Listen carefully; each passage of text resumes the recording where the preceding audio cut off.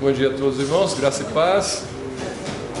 Vamos ver alguns irmãos retornando, alguns estavam de férias, alguns visitantes também.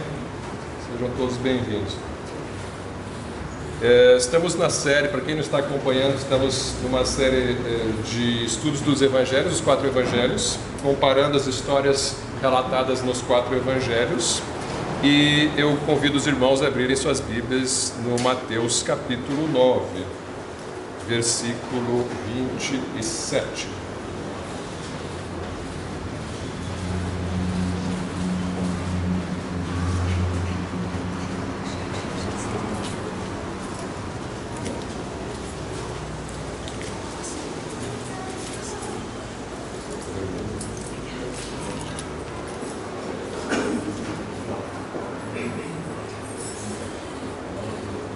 Bom, vamos ler aqui o 27 e depois fazemos uma oração.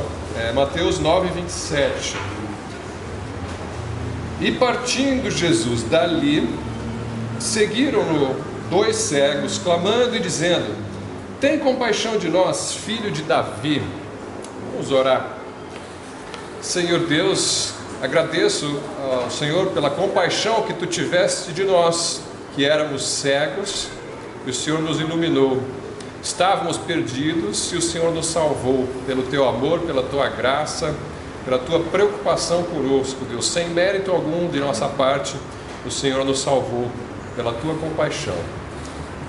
Queremos a Tua bênção para este momento de estudo da Palavra, para a meditação daquilo que vamos ler, dos Evangelhos, sobre as curas do Senhor, sobre o Teu poder, sobre a Tua misericórdia, sobre a Tua preocupação com seres humanos pecadores, falhos, inimigos de Deus em sua natureza, mas que o Senhor atraiu para si e salvou. Te peço a bênção também para a classe das crianças, para os irmãos que estão aqui presentes, que o culto seja agradável ao Senhor e proveitoso para a tua igreja. Em nome de Jesus, amém. Então, este momento aqui, onde diz no começo do versículo 27, partindo Jesus dali, esse partindo dali, é dali onde nós estudamos na semana passada, que era justamente a ressurreição da filha de Jairo e a cura daquela mulher hemorrágica. Só relembrando para os irmãos, Jesus estava ali na Galileia, próximo do mar da Galileia, que é um lago gigante, na verdade, né? Um lago muito grande, e ele estava pregando e fazendo milagres durante o seu tempo na margem norte do lago. Ficou bastante cansado, entrou num barco e atravessou o lago para outra margem e dormiu, porque estava exausto.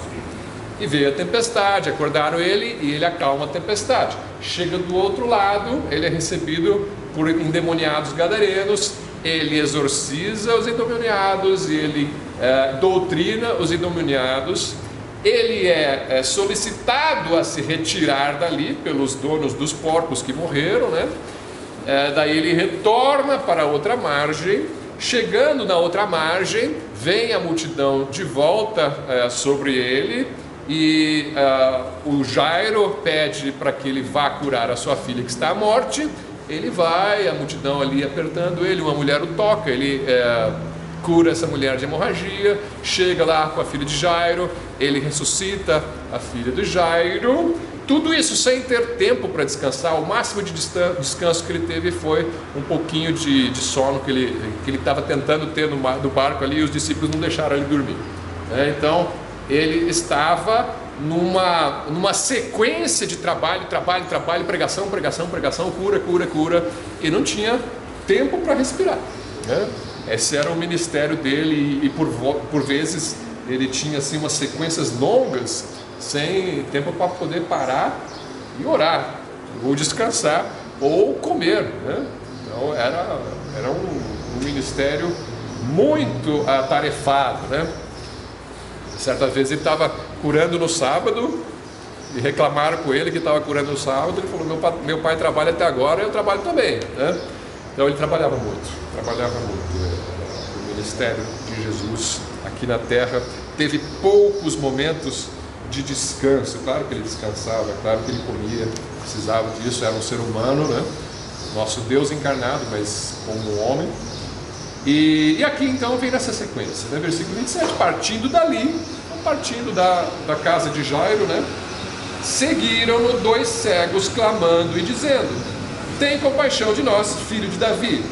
Então, mais uma vez, não são só os cegos, ele está sendo seguido pelo povo, e 2 cegos estão ali clamando, chamando ele de filho de Davi, invocando compaixão e chamando ele de filho de Davi. Por que chamam de filho de Davi e não filho de José, né? O mais normal seria você chamar a pessoa pelo seu pai, o seu pai direto, né? O José. Jesus, filho de José, tem compaixão de nós. Ainda que fosse filho adotivo de José, né? Não foi gerado por José, mas é o pai, né? Então ele seria chamado: Senhor, filho de José, tem compaixão de nós. Mas eles invocam o seu antepassado mais distante, Davi, o antepassado mais famoso, né? Tanto José quanto Maria, nós entendemos que vinham da linhagem de Davi, da casa de Davi. Nós já estudamos isso há um bom tempo atrás. Quem não assistiu a aula, está no YouTube, no meu canal do YouTube tem essa aula sobre as genealogias de Jesus, né? Então nós sabemos que ele era sim da casa de Davi. Por que então eles chamam simplesmente filho de Davi? Claro que existe mais do que simplesmente uma filiação sendo mencionada aqui. Esse filho de Davi revela a fé que Jesus tinha, que os cegos tinham em Jesus, né? Filho de Davi é um título, né? Ele não é só uma identificação da família dele, é um título, não é só nome pessoal, é um título que ele tinha, filho de Davi. Esse é um título messiânico, né? Nós sabemos disso, porque o próprio anjo Gabriel, quando vai falar com Maria, né? Ele fala: olha, esse filho que você vai gerar, ele vai receber o trono de Davi. Isso é um título de realeza, filho de Davi, né? Ele é da linhagem real. O filho vai receber o trono de Davi. E os judeus sabiam que filho de Davi era um título messiânico, né? Se você olhar, por exemplo, acho que João 7:40.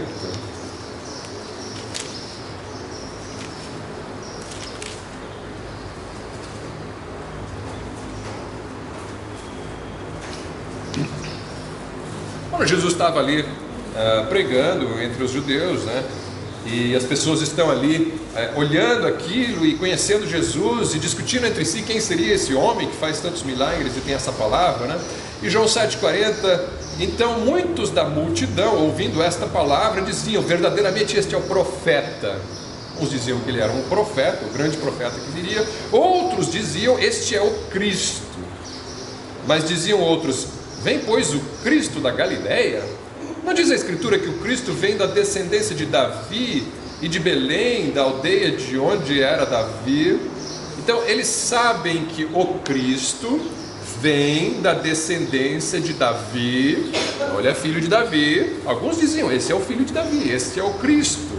O que é o Cristo? O Messias, o ungido, né? O rei, né? O rei de Israel. Então eles achavam que ele seria o profeta, talvez o Elias que viria antes do Messias, né? O precursor do Messias. Esse é o profeta que vai anunciar o Messias. Outros dizem: não, esse já é o próprio Messias. Ele já vai, daqui a pouco ele já assume o trono e vai reinar aqui em Jerusalém. Alguns diziam isso. Este é o Cristo.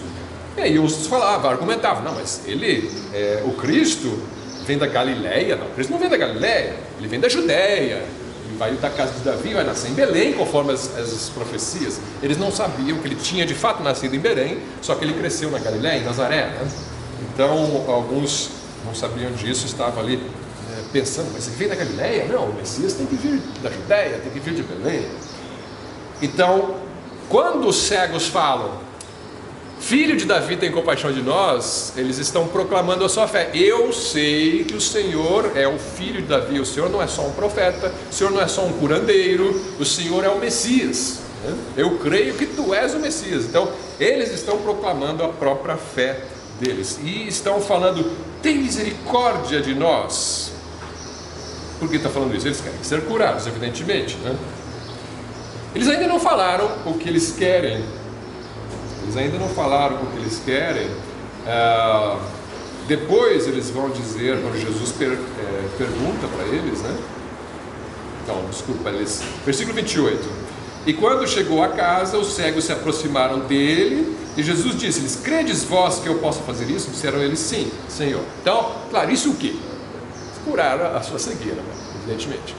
Então, eles invocam misericórdia. Eles não chegam para Jesus e determinam que vão ser curados. Eles não chegam para Jesus e falam: eu exijo que vou ser curado.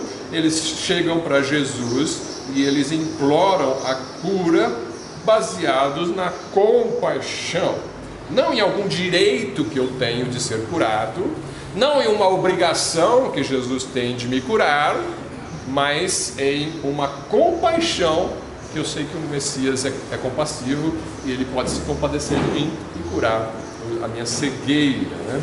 Então, muito diferente dos movimentos de cura e libertação que nós temos hoje em dia, onde as pessoas exigem com base numa lei espiritual que diz que o Messias tem que me curar se eu tiver fé. O Messias não tem que fazer nada só porque você tem fé. Não existe essa lei espiritual. Não existe isso na Bíblia. Você pode procurar a Bíblia inteira, você não vai ver alguém exigindo ser curado. Sempre baseado na fé e na misericórdia de Deus, né? Você tem fé sim, mas você invoca a compaixão de Deus, né? E eles seguiram Jesus e foram até a casa. Não sei que casa era essa onde Jesus estava ficando, não é identificado aqui o endereço de quem estava nessa casa, se ele morava sozinho ou se ele estava hospedado na casa de alguém, mas ele fica então até ali no caminho, esses cegos aparentemente repetindo isso para ele: Senhor, tem misericórdia de nós, Senhor, tem misericórdia de nós. Ele parece ignorá-los até durante o caminho, parece que experimentando a fé deles, né? Vamos ver se eles têm perseverança aí nesse pedido, né? E eles foram, não desistiram, eles perseveram na oração e na súplica. Jesus está aparentemente provando a fé deles, né? Testando a fé deles. E o versículo 29, tocou então os olhos deles, dizendo: seja-vos feito segundo a vossa fé. Segundo a sua fé, né? Então, de fato, a fé é importante para a cura. A fé é importante para a cura. A fé é necessária para a cura? A gente já vai pensar nisso daqui a pouco. Mas, em princípio, é um princípio bíblico que a fé é importante para a cura. Por que eu disse se é necessário ou se não é necessário, né? Tem gente que foi curado sem ter fé na Bíblia? Bom, eu lembro de um caso lá em 2 Samuel, 1 Samuel não, 2 Reis 13. Tem a história ali de Eliseu que tinha morrido. Eliseu morreu, o profeta do Senhor, né? Ele foi sepultado. Tempos depois, já foi consumido o seu corpo, né? E estavam ali alguns do povo de Israel, tinha alguém que tinha morrido, eles estavam cavando uma cova, mas aí apareceram alguns dos inimigos de Israel, estavam chegando, e eles ali naquela pressa, eles vão matar a gente. O que a gente faz? Não dá tempo de terminar de cavar essa cova. Então eles viram que tinha a cova do Eliseu ali do lado, vão abrir essa cova e joga ele aqui mesmo, junto com os ossos de Eliseu. O que aconteceu? Ressuscitou. Jogaram o morto em cima dos ossos do Eliseu e o morto ressuscitou. Eu pergunto para você, quem é que creu para que esse milagre acontecesse? O Eliseu que estava morto? Os caras que enterraram o morto aqui não acharam nada, eles estavam só querendo fugir, né? Eles jogaram aqui, vamos tampar ele aqui e vamos embora. Ninguém creu. Nem o morto, nem o primeiro morto que era o Eliseu, nem o segundo morto que era o que foi jogado em cima dele, nem os que jogaram no morto, o morto no morto. Ninguém creu aqui para o milagre acontecer. Mas aconteceu um milagre porque Deus quis. Então, veja o seguinte: o milagre da cura ou da ressurreição, ele não depende da fé, não é uma necessidade. O milagre acontece quando Deus quer. Pode ter um ateu que ouviu um evangelho, assim, ouviu uma palavra e fala: não acredito em nada disso. De repente acontece um milagre com ele, ele se converte. Ele se converteu depois, ele não se converteu antes, né? Então acontecem essas coisas, mas é um princípio, vamos dizer assim, lógico e bíblico, que se você crer, se você pedir com fé, Deus vai te atender. Não necessariamente do jeito que você quer, mas a Bíblia nos deixa bem claro que você deve pedir, e deve pedir com fé. Tiago fala, em Tiago capítulo 1, ele diz: se alguém tem falta de sabedoria, peça a Deus e lhe dá liberalmente. Mas não peça duvidando, porque aquele que duvida é como o vento. Não creia o tal homem que vai receber alguma coisa, né? Então, lógico que quando você quer alguma coisa, você pede com fé. Esse é o princípio. Essa é a regra, vamos dizer assim. Existem regras e existem exceções à regra. O que é isso? Regra significa, geralmente funciona assim. Exceção, se Deus quiser fazer diferente, Ele faz, né? Se Deus quiser fazer um milagre com quem não acredita, Ele faz, né? Agora, geralmente os milagres acontecem com quem acredita. Você crê, e aí Deus faz um milagre. Veja aquele texto de Mateus 13, versículo 58. Então, a gente não vai se basear nas exceções, a gente vai se basear na regra, né? Para a sua vida, você vai procurar andar conforme a regra bíblica, né? Você não vai procurar andar conforme a exceção. Existe uma regra que é ensinada na Bíblia, um princípio que você vai procurar seguir. 13:58, né? Mateus 13:58. Não fez ali muitas maravilhas por causa da incredulidade deles, né? Por causa da incredulidade deles. Bom, então, tem uma tradução que diz: não pôde fazer ali muitas maravilhas por causa da incredulidade. Essa tradução não está correta. Eu chequei assim dúzias de traduções em inglês e em português, e todas elas, com exceção de uma que eu vi que era da tradução da linguagem de hoje, todas as demais que eu chequei, elas diziam deste jeito aqui: não fez muitas maravilhas por causa da incredulidade. Não é que Deus não consegue fazer o milagre se você não crê. Claro que Ele consegue, mas Ele não quer, Ele não faz. Geralmente Ele não faz se você não crê. Ele pode fazer, Ele tem o poder, se Ele quiser Ele faz. Mas Jesus não fez porque eles não estavam crendo. Então, existe um princípio bíblico, né? Pedir, dar-se-vos-á.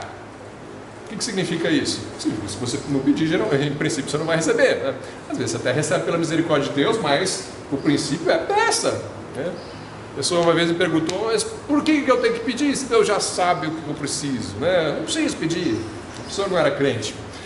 Mas, bom, existe um princípio bíblico. Mesmo você sendo crente, Deus vai cuidar de você, mas tem um monte de coisa que se você não pedir, você não recebe. Pelo menos é assim que eu entendo a Bíblia. E se você não pedir com fé, né? Pedir sem fé é a mesma coisa que não pedir. Todo mundo que pede alguma coisa sozinho em oração já tem pelo menos um pouco de fé, porque se você não tivesse pelo menos um pouquinho de fé, você nem ia pedir, né? Agora, existe um pouco de fé e existe muita fé. Existem pessoas que têm mais fé do que outras. Isso é verdade, isso é fato. E estas pessoas, geralmente, elas vão receber mais do que aquela que não tem tanta fé. É um princípio bíblico. Pedir, dar-se-vos-á, mas pedir com fé. E pedir de acordo com a vontade de Deus. Às vezes, você talvez já tenha tido experiência desse tipo. Você vai e você ora. Você ora porque, não tem mais o que fazer, eu vou orar. Às vezes você ora porque eu estou com um problema e eu estou com dificuldade de crer que Deus vai me atender, mas mesmo assim eu vou orar porque preciso crer, né? Você está tentando crer, né? Você está tentando se esforçar para crer que aquilo ali, Deus vai dar um jeito naquilo, mas você não está sentindo que Deus vai te resolver aquele problema, mas eu vou orar assim mesmo. E você ora porque você está tentando desenvolver uma fé. Olha, melhor isso do que não orar. É bom exercitar a sua fé e procurar crescer em fé. Mas existem momentos em que você ora. Às vezes você ora só porque é uma oração pública, então você ora para os outros ouvirem, né? Na verdade você não está nem pensando direito no que você está falando. Mas existem momentos que você está sozinho com Deus e você ora e você tem certeza absoluta de que Ele está ouvindo e Ele vai te responder da melhor forma possível. E você tem uma convicção de que você está orando conforme a vontade de Deus. E você fica tranquilo. Não sei se você já teve essas experiências. Diferenças de oração. Às vezes você faz uma oração mecânica, quase uma reza, né? Estou precisando de uma cura, Senhor, cura, por favor. E outras vezes você fala a mesma coisa, mas você percebe que você está em maior contato com Deus e você está crendo mais que Deus está ouvindo a tua oração e vai te responder da melhor forma possível. E você entrega nas mãos de Deus com toda a segurança. Agora Deus vai fazer o melhor para mim, eu descanso. Quando você ora e descansa, você percebe que você orou com fé. Às vezes você faz a oração naquela tentativa de busca de uma bênção do Senhor, mas você não descansa, você continua preocupado. Então você percebe que a sua fé ainda está em exercício, né? Está precisando crescer na fé. Existem momentos em que... E aí, estes momentos de oração, você percebe, com o passar do tempo, que Deus respondeu de uma maneira diferente também, porque você teve uma fé diferente. Eu tive muitas experiências assim na minha vida, inclusive na parte de curas e de providências especiais de Deus na minha vida, mas às vezes só o descanso e a paz já é um refrigério, já é um milagre, né? Já é aquilo que você estava precisando. Então eu vou descansar. Deus falou que Ele vai cuidar dos seus filhos se eles buscarem primeiro o reino dos céus. Então acabou, para mim está resolvida a questão. Você entrega para Deus, descansa e o teu coração fica em paz. E Ele de fato cuida de você, tanto é que você está aqui hoje ainda, Deus cuidou de você até aqui, né? Então é uma prova de que Ele de fato cumpre aquilo que Ele promete nas suas escrituras, e principalmente do ponto de vista eterno, né? Na eternidade está a nossa esperança. Precisamos aprender a orar com fé e de acordo com a vontade de Deus. Como é que eu descubro como orar de acordo com a vontade de Deus? Bom, nesse texto aqui de Mateus 9, voltando lá no Mateus 9, você tem o versículo 30. Nós já lemos... Não, desculpa, não é o 30, é o 29. É o 28. Mateus 9, 28. Então, repetindo. E quando chegou a casa, os cegos se aproximaram dele. E Jesus disse-lhes: credes vós que eu possa fazer isso? Disseram-lhe eles: sim, Senhor. Isso aqui é uma convicção. Mas veja a pergunta de Jesus. Ele não falou: credes vós que eu vá fazer isso? Não foi isso que ele falou. Você crê que eu vou fazer isso, que eu vou curar vocês? Ah, sim, Senhor. Não, ele não falou isso. Ele falou: vocês creem que eu posso fazer isso? Vocês creem que eu tenho poder? Essa é a pergunta. Você não precisa crer que Ele vai fazer uma coisa específica se Ele não disse que vai fazer. Mas você tem que crer que Ele pode fazer, se Ele quiser. Essa é a oração bíblica. Todavia seja feita a tua vontade, não a minha, né? Sempre é essa a oração bíblica. Eu creio no poder de Deus e eu peço o que eu quero, porque eu sei que Ele pode fazer. Todavia seja feita a tua vontade, não a minha, para a tua glória. Essa é a oração bíblica, mas ela tem que ter essa fé de que eu tenho certeza absoluta de que Ele pode fazer, e eu descanso nesse poder de Deus. Então eu tenho fé nisso. Essa é a fé que ele pediu para os cegos. Vocês creem que eu posso fazer? Sim, Senhor. Convicção absoluta. Então eu decido fazer. Talvez Ele vai decidir não fazer para você, mas decidiu fazer. Versículo 29. Tocou então os olhos deles, dizendo: seja-vos feito segundo a vossa vontade. Eu lembrei do leproso que foi procurar Jesus em outra ocasião, e ele falou: Senhor, se queres, podes curar-me. Isso é uma oração bíblica. E Jesus responde: quero. Ele fica limpo. A gente vai ver esse texto em outro domingo.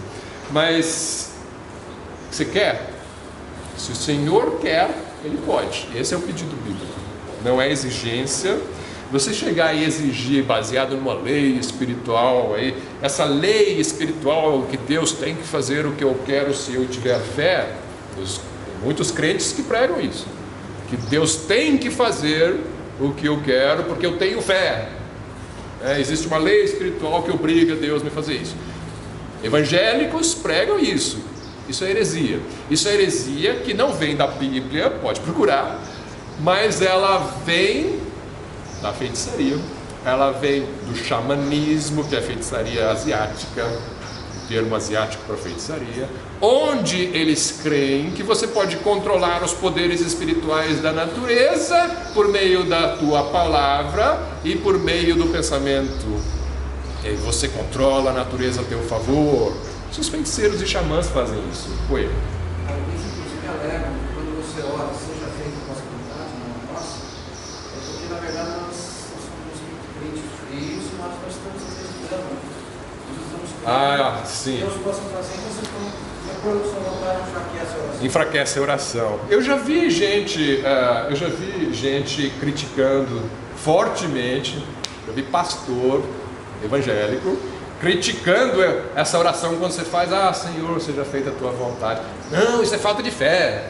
Já tem que falar e declarar. Eu quero isso, meu irmão.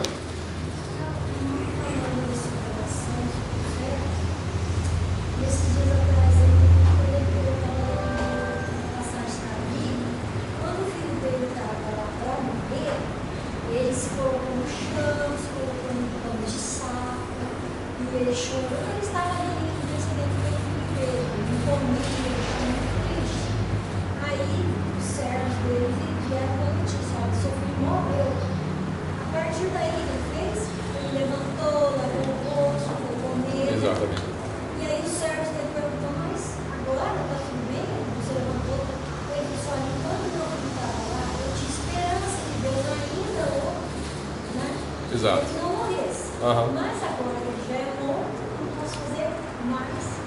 E ele descansou na vontade de Deus. Isso.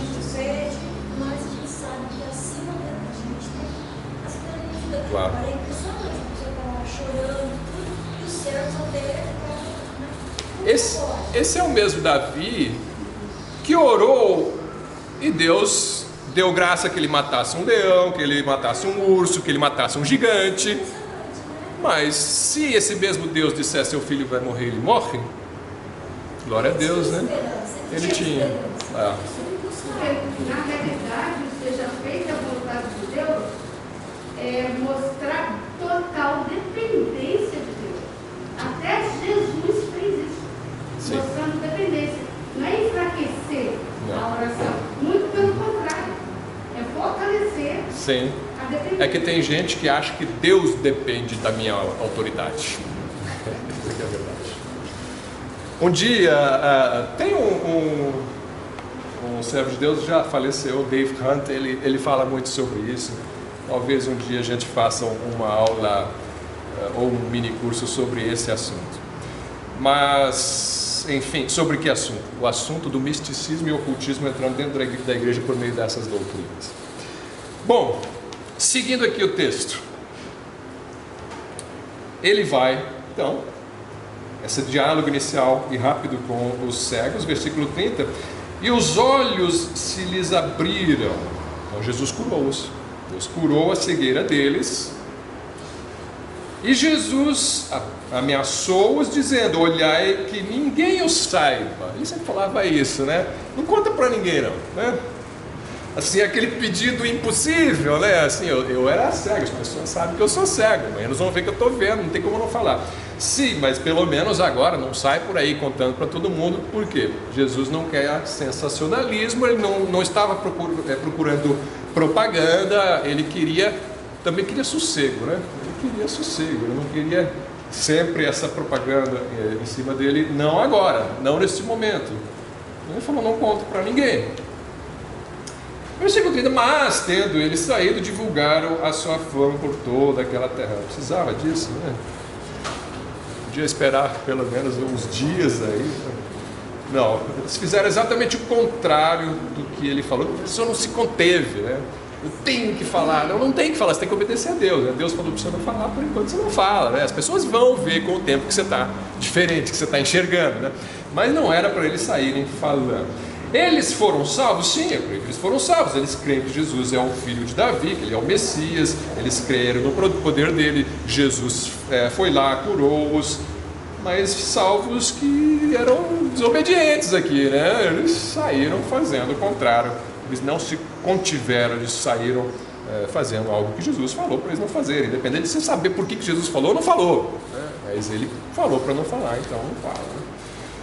Bom, esse aqui é o primeiro milagre. Vamos para o segundo milagre, versículo 32 em diante. Temos aqui: e havendo-se eles retirado, trouxeram-lhe um homem mudo e endemoniado. De novo, Jesus não tem tempo para descansar. E expulso o demônio, falou o mudo, e a multidão se maravilhou, dizendo: nunca tal se viu em Israel. Mas os fariseus diziam: ele expulsa os demônios pelo príncipe dos demônios. Eles não quiseram reconhecer que ele de fato tinha o poder de Deus. Se eles reconhecessem isso, eles iam ter que admitir que ele é homem de Deus. Eles não iam fazer isso. Ele tem poder, não dava mais para negar, né? Evidentemente, eles viram com seus próprios olhos que havia um mudo. Todo mundo conhecia esse mudo, não dá para dizer que era um teatro, não dá para dizer que ele era fingido, e aí fingiu que era mudo, agora não é mais não. Conhecido, estava endemoniado. Não use isso para discriminar os mudos, dizendo: você é mudo porque você está endemoniado. Não é esse o ensino bíblico. Existem mudos que são mudos simplesmente por um problema físico, genético, de nascença, ou seja, coisa assim.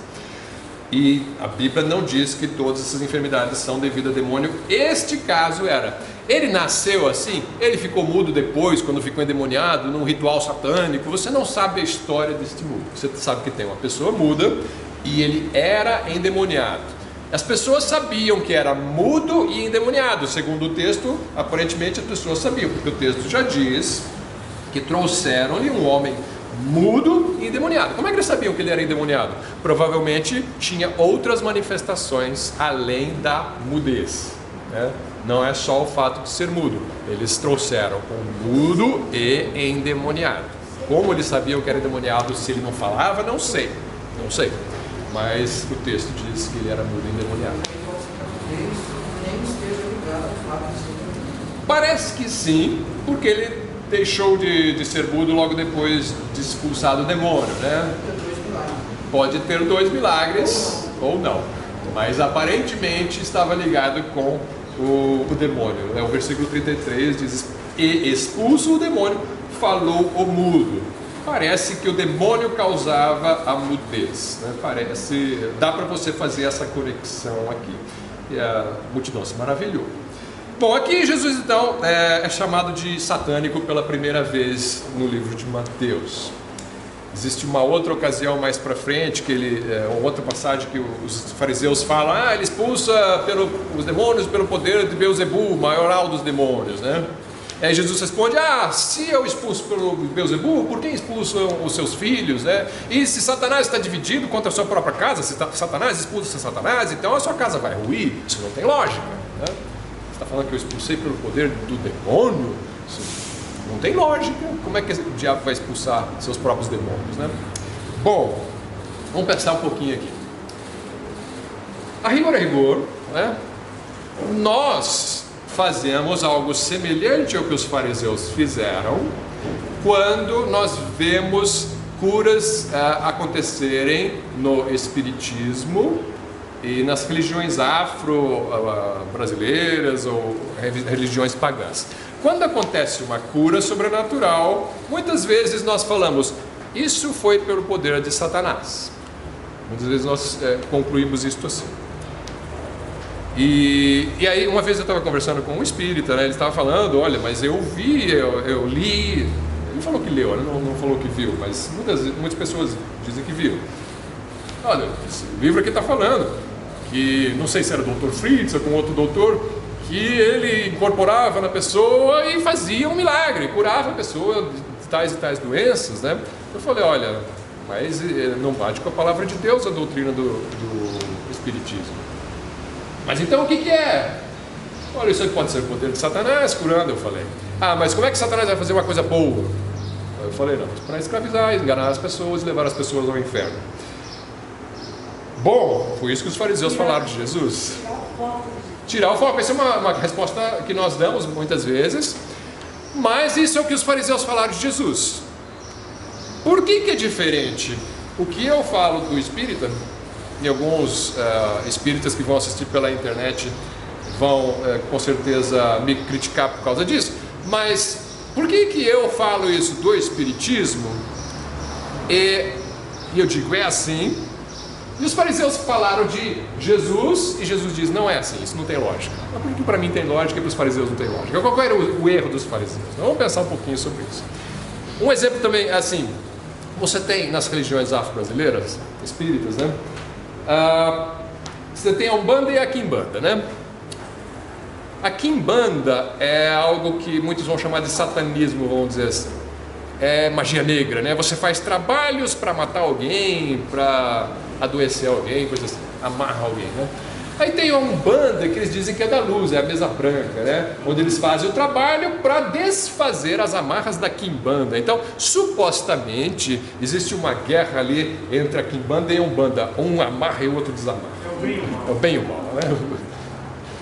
E a gente diz, olha, é tudo demônio, né? Não existe magia branca e magia negra, existe um teatro aí, né? E agora, alguns vão falar, você tem preconceito contra a religião afro. Não, não é preconceito contra a religião afro. O espiritismo kardecista é europeu, eu falo mal do mesmo jeito. Então não tem nada a ver com, não vai me jogar nessa de racismo, não tem nada a ver. Eu estou falando contra aquilo que a Bíblia é contra. A Bíblia proíbe o espiritismo, pode ler ali em Deuteronômio 18, uma lista de práticas mediúnicas que eram punidas com pena de morte na lei de Deus, né?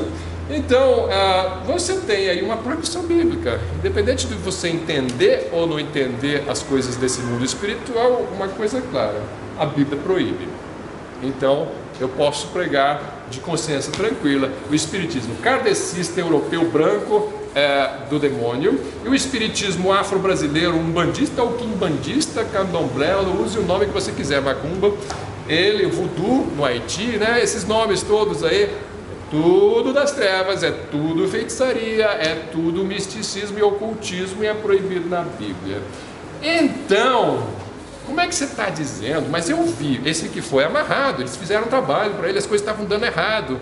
E de repente eu fui lá, fiz uma Umbanda na luz, né, na mesa branca, e resolveu o problema. Você está dizendo então que Satanás expulsa Satanás, que o reino dele está dividido? Não, não é que o reino dele está dividido. Não tem, na Bíblia, você não vai encontrar nenhuma passagem onde aparentemente o reino de Satanás está dividido, está tendo uma guerra civil lá, né? Os demônios de um lado e de outro tentando disputar o poder espiritual. Não tem isso na Bíblia, não tem. Então quer dizer que a Umbanda é de Deus? A Umbanda claramente não é de Deus, porque mediunidade não é de Deus, é condenado. Então o que? A minha conclusão é que só pode ser um teatro, né? É um teatro demoníaco para enganar as pessoas. Mas espera aí, quem garante que os fariseus não estavam sendo... Bom, você vai comparar a acusação dos fariseus falando contra Jesus... os fariseus falaram contra Jesus. Eu falo contra o João de Deus. Você acha que é a mesma coisa falar contra Jesus e falar contra o João de Deus? Vai ver onde é que está o João de Deus hoje, né? Não sou eu. Eles falavam contra Jesus. Eu falo contra o Dr. Fritz, espírito do Dr. Fritz. Você acha que é a mesma coisa? Eu nunca ouvi falar, posso estar enganado, pode ser que alguém ouviu falar, mas eu nunca ouvi falar de um médium que ressuscitou um morto, que curou um cego de nascença, que curou um paralítico de nascença, ou um mudo de nascença. Nunca ouvi falar. Eles tiram tumor, catarata, essas coisas aí, sim, eu já ouvi falar. Agora, esses de Jesus, eu nunca ouvi falar. Se alguém conhece aí, o João de Deus não fazia isso não, né? Mas a mensagem deles não bate com a Bíblia. A palavra de Deus está acima dessas coisas todas, de milagres todos que você possa ver, né? Então, eu não tenho nenhum medo de falar contra essas entidades, só porque os fariseus também falaram contra Jesus. E outra, cura milagrosa é diferente de exorcismo. Jesus expulsava demônios. O João de Deus não expulsava demônios, ele fazia uma cirurgia ali com a mão, né? Diferente. Um demônio pode causar uma doença e depois tirar essa doença sem sair do corpo da pessoa? Talvez, não sei. Quem diz que o demônio saiu só porque a pessoa ficou curada? Jesus tirou o demônio. Isso Satanás não faz. Expulsar, biblicamente, Satanás não chega num demoniado e fala, sai em nome de Jesus. E ele sai de verdade, né? Não. Agora, um trabalho espírita pode camuflar, o demônio pode se esconder. Ele está lá, mas ele se esconde. E a pessoa acha que está tudo bem, agora estou liberto, estou na luz, né? E vai lá e recebe todos os outros demônios da mesa branca agora, né? O estado da pessoa no final fica pior do que o anterior. Então não adianta você comparar o que Jesus fazia com o que os médiuns fazem. E outra, você tem que assumir a responsabilidade. O que é responsabilidade? Por sua posição. Os fariseus, vou usar uma linguagem popular aqui, eles trucaram com Jesus. O que é trucar? Apostaram que Jesus estava errado e falaram. Eles assumiram a responsabilidade. Eles vão responder por aquilo que eles falaram. Jesus é do diabo. Eles falaram isso, eles que respondem por isso. Eu truco. O espiritismo é do diabo. Não tenho medo de falar. Eu assumo a responsabilidade. Se você vai falar uma coisa em nome de Jesus, baseado na palavra de Deus, você tem que assumir as consequências. Eu não tenho medo nenhum diante de Deus de assumir as consequências dessa palavra. O espiritismo é do diabo. Se você segue o espiritismo, você vai para o inferno. Você tem que largar isso e correr para a verdadeira luz, que é a fé em Jesus Cristo, Filho de Deus encarnado, não o espírito evoluído por muitas reencarnações, porque não existem reencarnações. Existe uma morte e uma ressurreição. Então, assuma a responsabilidade. Assuma a responsabilidade. Você tem que ter convicção naquilo que você crê e saber por que você crê. A palavra de Deus é a nossa autoridade, então nós vamos seguir com essa autoridade, né? E aí você tem este encerramento dessa sequência de curas aqui. E eu tinha separado uma outra cura para falar hoje, mas o tempo está um tanto adiantado. Eu vou só dar uma introdução. Vamos só ler a história que está do paralítico em Mateus 9, 1 e 2. Se der tempo para a gente encerrar, tudo bem. Senão a gente finaliza na semana que vem, não tem problema. Essa história, eu queria separar essas 3 curas aqui hoje. Mateus 9, agora voltando um pouquinho, versículos 1 e 2. E entrando no barco, estou voltando aqui no capítulo, né? Eu estou mudando a sequência aqui, já vou entender, os irmãos já vão entender por quê. E entrando no barco, passou para o outro lado e chegou à sua cidade.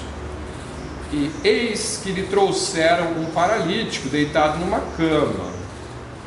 Primeiro, entrando no barco, que barco é esse? Isso aqui é quando ele sai do endemoniado gadareno, ele atravessa o mar da Galileia, chega na margem norte, passa aqui então por outro lado, esse outro lado é de volta para a Galileia, margem norte, e chegou à sua cidade, Nazaré, e eis que lhe trouxeram um paralítico, deitado numa cama. E Jesus, vendo a fé deles, disse ao paralítico: filho, tem bom ânimo, perdoados te são os teus pecados. Aí continua a história, né? A gente depois. Oi, irmã, pode falar. Essa história é a mesma daqueles amigos que colocaram para o telhado? Exatamente. Aqui não diz que eles colocaram pelo telhado, né? Mas evangelhos de Marcos e Lucas vão dizer, né, que desceram pelo telhado. Aqui no Mateus está mais resumido, né? Ele não contou esse ponto, né? Mas então ele vai curar esse paralítico. Mas primeiro ele fala: seus pecados estão perdoados. Bom, oi, pode falar. Talvez não sei se é o desfecho desse aí, mas tem muitos cristãos, muitos crentes, que acham que determinada doença que você vai ter é devido ao pecado, ao pecado. Sim. Talvez pareça específico que Jesus fala. Sim. O que a irmã está falando? Perdoados estão sendo pecados. Você tem uma pessoa paralítica. Bom, os judeus tinham esse pensamento na época, né? Se está paralítica é porque Deus te amaldiçoou. Você amaldiçoou, então ou você pecou ou seus pais pecaram, né? E aí Jesus vem e fala: seus pecados estão perdoados, e em seguida ele vai curar. Então existe uma conexão na mente das pessoas de que ele está paralítico porque ele cometeu algum pecado ou se ele já nasceu paralítico, é porque os seus pais cometeram algum pecado. E na verdade, biblicamente, olhando toda a história, a gente vai ver que isso é uma meia verdade. Meia verdade em que sentido? A pessoa é paralítica por causa do pecado. Mas que pecado? Pecado de Adão. O pecado de Adão trouxe um monte de maldições sobre a terra, inclusive as enfermidades. Agora, não necessariamente os pais pecaram mais do que os meus pais, que eu não nasci paralítico, né? Essa lógica que não existe na Bíblia. O Jó é o nosso exemplo clássico disso, né? Então, as pessoas têm a mania de julgar que ele é pior espiritualmente do que eu, porque eu estou com saúde e ele não está. Esta lógica que é perigosa, né? Sim, todo mal do mundo é por causa do pecado, mas cuidado para você não se achar melhor do que o outro só porque você está melhor do que o outro em suas condições atuais, né? Bom, só para adiantar aqui o nosso assunto. Quando ele passa aqui, quando é que aconteceu essa história? Quando é que aconteceu essa história? Aqui no Mateus, está no capítulo 9, logo depois do endemoniado gadareno. Atravessou o barco, chegou em Nazaré, tem uma descrição desse paralítico. Mas, se você olhar em Marcos, veja Marcos capítulo 2.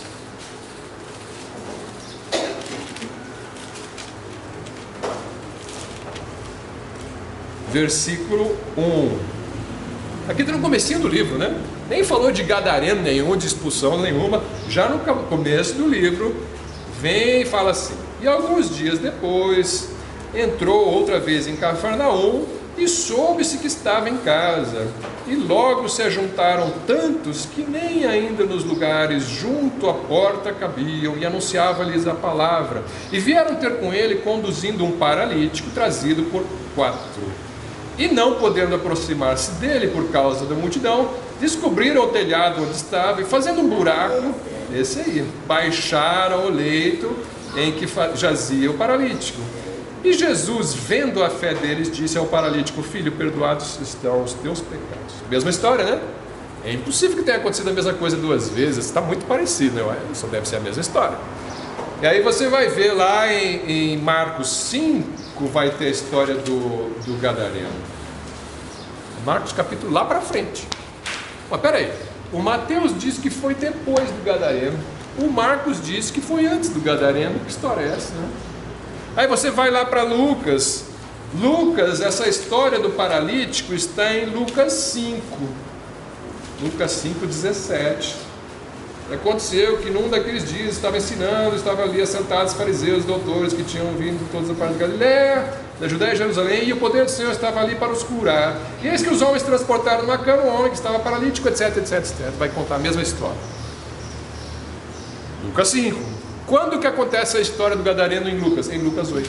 Depois. Então, peraí. Marcos e Lucas dizem que primeiro veio esse paralítico e depois o endemoniado gadareno. Mateus diz que primeiro veio o endemoniado gadareno e depois veio o paralítico. Ao que tudo indica, o evangelho de Mateus está fora de ordem cronológica com relação a esta história. Nenhum problema com isso, tá? Nenhum problema com isso, não precisa se assustar. A Bíblia está errada, não. Simplesmente Mateus reuniu uma série de histórias a respeito do Messias e não necessariamente colocou elas em ordem cronológica. A linguagem de Lucas é cronológica, a linguagem de Mateus parece cronológica, mas não é. Veja só, vou voltar em Mateus para você perceber. Mateus capítulo 9, versículo 1 diz assim: e entrando no barco, passou para o outro lado e chegou à sua cidade. E eis que lhe trouxeram um paralítico deitado numa cama. E Jesus, vendo a fé deles, disse ao paralítico: olha só, do jeito que está nessa Bíblia, parece de fato que veio numa sequência. Atravessou o barco e depois, logo em seguida, veio um paralítico. Só que, se você veja que a divisão em capítulos e versículos foi feita por homens, não está no texto original. Se você pegar, agora minha sugestão, né?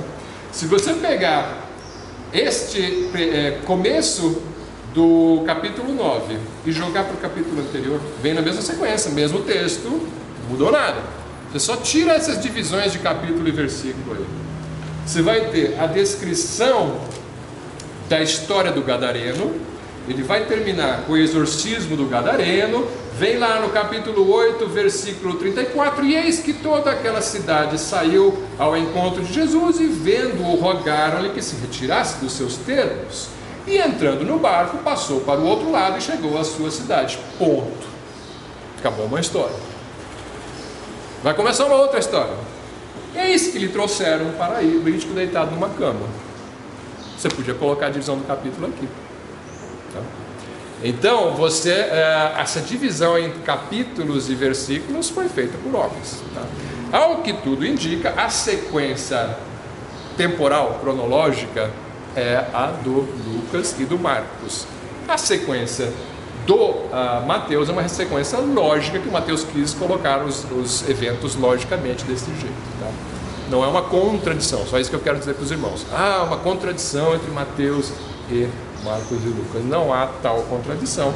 As histórias são as mesmas, exatamente as mesmas. Mas a disposição de qual história foi contada primeiro e qual depois, isso você vai encontrar diferenças, não só nesta passagem da Bíblia, mas em outras dos evangelhos. É isso eu quero que os irmãos tenham maturidade para ler os evangelhos com essa consciência. Eles todos foram inspirados por Deus, eles não têm erros, mas você tem que saber como eles foram escritos. Não são todos na mesma sequência de eventos. Não precisa ficar procurando isso, porque você vai ver diferenças, tá? Ok, irmãos? Então, se Deus quiser, semana que vem a gente vai tratar esta cura do paralítico. Vamos encerrar a aula por aqui. Eu retorno a palavra ao irmão Manuel.